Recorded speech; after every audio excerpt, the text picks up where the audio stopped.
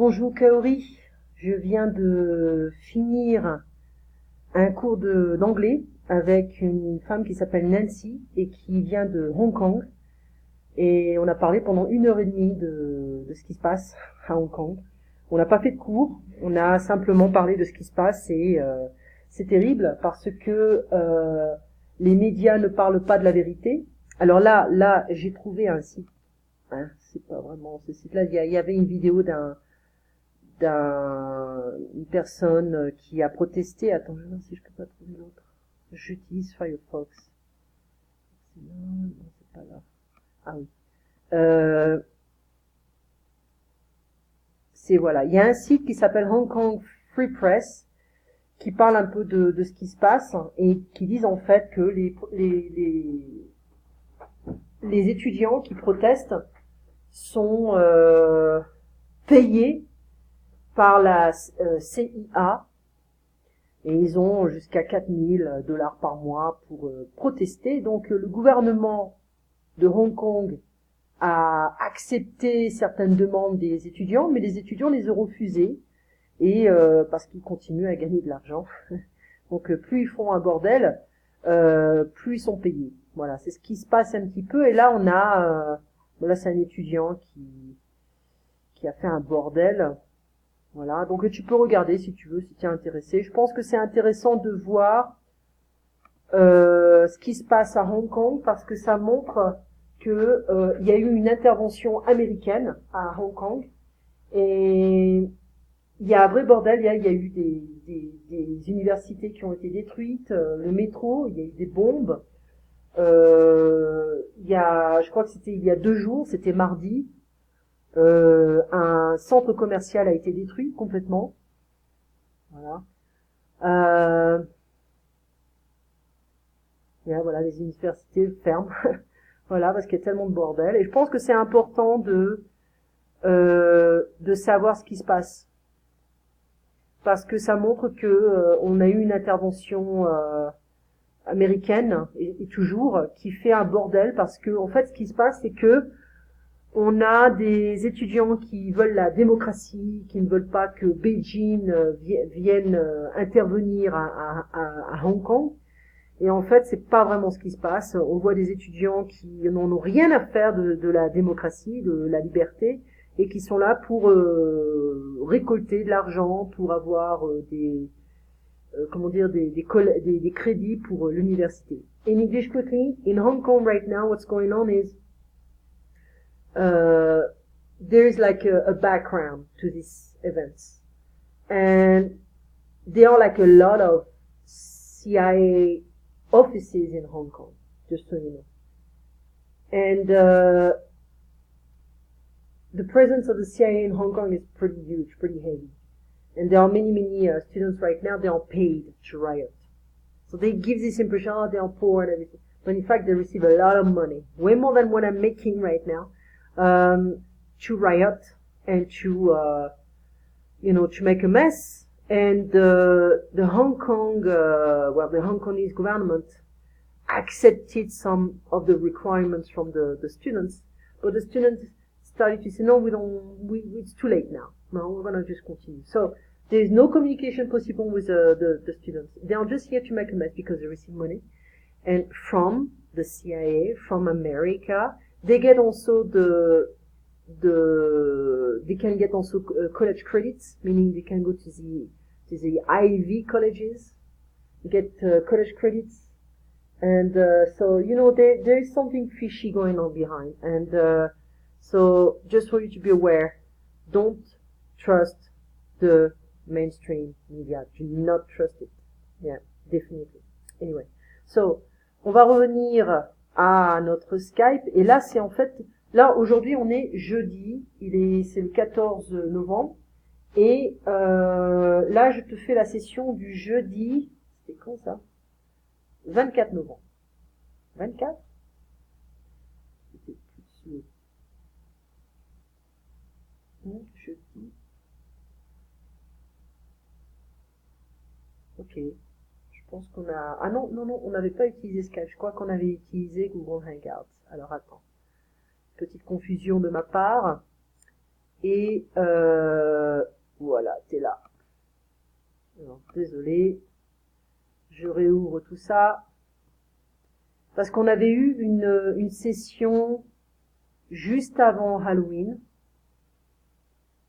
Et c'est pas toi, c'est toi, t'es Kaori, t'es pas Nancy. Voilà, t'es là. Voilà. Il y avait deux écrans qui étaient confus. Voilà, ça c'est... Ah bah non. Donc il me manque une session. On avait eu la session le 30, je crois. Le 30... Ouais, je sais plus. Alors ça c'est la session du 7 novembre. Voilà, c'est là. Donc tu l'as reçue. Et ça c'est la session du 7 novembre. Et là sur Skype, j'ai le 24 octobre. Donc c'est pas bon, c'est pas celle-là. Donc c'est le 7 novembre. C'est ça que je te dois. Voilà. Donc un meneur, c'est un leader. Voilà. Un suiveur, c'est un follower. Ok.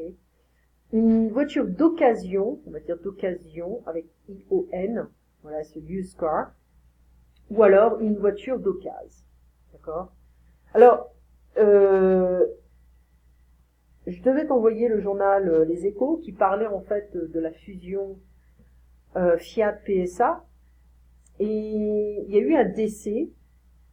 Je crois que le grand-père ou quelqu'un de la famille Agnelli. En fait, c'est la famille Fiat, très très riche. Quelqu'un qui est mort. Et donc, il y a eu un petit changement dans comment dire, la tête, à la tête de Fiat. Mais ce n'est pas toujours à cause de ça. On sait très bien qu'il y a des changements qui se font dans l'industrie automobile. Et il y a des modifications, il y a une autre économie, une autre demande, les voitures qui s'améliorent, qui changent. Et même si les consommateurs, les automobilistes, les conducteurs sont conservateurs, voilà. Et donc il y a des petites fusions qui apparaissent avec des compagnies en ce moment. Et voilà, donc on avait fait en fait les qualités et les défauts de 3 personnages. Tu te souviens, c'était, je crois que c'était le livre Compréhension. Alors, je vais voir si je peux le réouvrir. Et on avait, le premier personnage, c'était comme un banquier, un, un comptable, etc. Et le deuxième personnage, c'était une femme élégante qui sourit. Et le troisième personnage, c'était un prof de sport ou alors comment dire, un athlète. Mais il n'était pas très en forme en fait. Il était un peu sale, un peu fatigué, peut-être un peu agressif aussi. Voilà. Donc le personnage 1, il a l'air strict, expérimenté, ponctuel, professionnel, méticuleux. Bon, les défauts, peut-être qu'il n'est pas très créatif, pas très innovateur. Pas innovateur, il n'y a pas de S. Pas très créatif, pas à la mode, il est trop classique. Il est pas, peut-être qu'il n'est pas émotionnel, donc très froid, cruel, sec, carré. On pourrait imaginer que c'est un banquier, un comptable, ou alors un avocat. Personnage 2, c'était la femme élégante qui sourit, donc elle est sociable, charmante, flexible, communicatrice, attentionnée, peut-être moins d'expérience, peut-être qui dépense beaucoup, un smooth talker, charmeur, beau parleur, embobineur, it's like the intention of scanning someone. Baratineur, baratineuse, et c'est smooth talker. Et donc, on pourrait dire peut-être que c'est une vendeuse, ou elle est dans le marketing, la communication, voilà. Et personnage 3, c'est quelqu'un qui dépense pas vraiment beaucoup d'argent pour son apparence, et qui ressemblait à un prof de sport, donc il peut être paresseux, pas professionnel, il a des vêtements sales, il est trop relax, il a une barbe, il n'est pas très propre en apparence. Je vais essayer de voir si je peux réouvrir le livre. C'est compréhension 3 ou c'est 1, je sais plus. Et il a une apparence négligée, il a l'air un peu rude. Ça c'est pour l'anglais. Et c'est ça que je cherchais, voilà. Et alors je vais le mettre sur le côté, je finis. Donc quand on a un budget, il y a un D là, hein. B-U-D-G-E-T. Donc quand on a un business, en fait, il voulait en fait ouvrir un magasin de sport et on nous demandait quelle est la personne que vous choisirez comme partenaire. Donc on avait dit la personne numéro 1, le monsieur, qui a l'air très fiable au niveau de la communication. Certaines personnes pourraient dire la deuxième personne elle est bien parce qu'elle communique, elle est sociable, elle peut attirer les clients, c'est vrai. Moi je dirais si j'avais la possibilité, j'utiliserais les deux. Et attends, je vais voir si je peux trouver la page comme ça. On avait déjà fait pas mal de choses. Voilà, ici. Donc ils sont là. Et donc celui-là, il est très carré, donc il organise un petit peu le business, mais c'est elle qui pourrait peut-être attirer les consommateurs, les clients. Et puis lui il pourrait vendre en fait les produits aussi, hein, mais bon, il faudrait peut-être qu'il change son apparence. Et il faudrait sourire un peu mieux parce que quand on est en contact avec la clientèle, il faut sourire.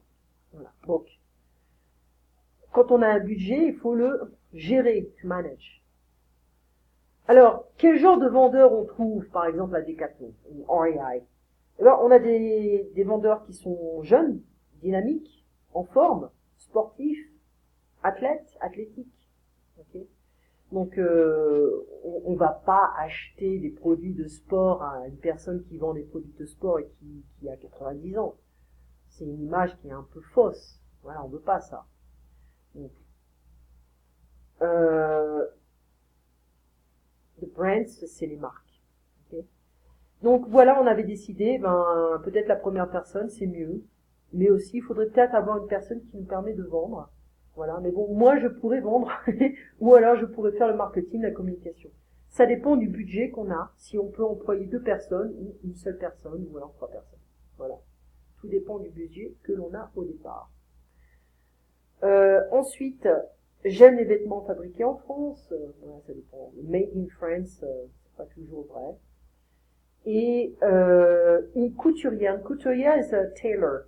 T-A-Y-L-O-R. T-A-Y-L-O-R. Et une couturière ou un couturier, c'est quelqu'un qui va fabriquer des vêtements, qui va les coudre ensemble. Voilà. Coudre, tu sais. Donc ma grand-mère était couturière quand elle était jeune. Et ensuite, elle est devenue mère de famille, donc elle devait s'occuper de ses 6 enfants. Donc elle fabriquait tous nos vêtements. C'est vrai qu'elle avait une machine à coudre, une grande machine à coudre qui faisait des pulls, Il y avait une machine, c'est pas une machine à coudre, c'était une machine à faire des pulls. Et donc on mettait, it was like a wool machine where you were inserting the wool, and you could make different sweaters and stuff like that. Knitted sweaters. Yeah, it was nice. And she also had a sewing machine. So, elle fabriquait tous nos vêtements, donc elle faisait tous nos vêtements. Et elle achetait le tissu, et moi c'est ce que j'ai fait avec... je ne suis pas une couturière, mais j'essaie d'apprendre, c'est une catastrophe. Mais j'essaie de réparer certaines choses, voilà. Et j'ai fait le costume de ma fille, le costume d'Halloween. C'est quoi ça? Et ça c'est en fait concernant Hillary Clinton qui dit que elle pourrait potentiellement être encore intéressée à se présenter aux élections. On verra bien un peu ça. Mais bon, c'est pas très... Je pense qu'elle devrait prendre sa retraite. Voilà. Alors, on pourrait revenir à compréhension pour la prochaine fois, d'accord? Parce qu'on a des choses importantes, d'accord? Je trouve, il me paraît, on donne une opinion, je crois, utile.